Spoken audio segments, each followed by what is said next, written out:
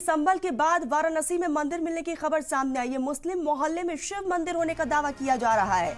250 साल से ज्यादा पुराना मंदिर होने का ये दावा किया जा रहा है। मंदिर में लगे ताले को खोलने की मांग मंदिर के बाहर उठाई गई है और साथ ही साथ आपको बताते चले कि लोग जो है ताले को खोलने की मांग उठा रहे हैं और लोगों का ये भी कहना है कि पहले यहाँ पर पूजा होती थी और वापस से पूजा अर्चना शुरू होनी चाहिए। हालांकि मंदिर के बाहर सिक्योरिटी के सख्त इंतजाम किए गए हैं। प्रशासन अलर्ट मोड पर है। इंतजामिया की तरफ से कड़े इंतजाम किए गए हैं। तो ये बड़ी खबर आ रही है। आपको बता दें कि वाराणसी में हिंदू संगठन सनातन रक्षक दल का दावा है कि मंदिर तकरीबन 250 साल पुराना है और पिछले 40 साल से मंदिर में ताला लगा है। दावा किया गया है कि मंदिर को बंद होने से पहले यहाँ पर पूजा अर्चना होती थी और मंदिर का ताला खुलवाकर पूजा पाठ वापस से शुरू किया जाए।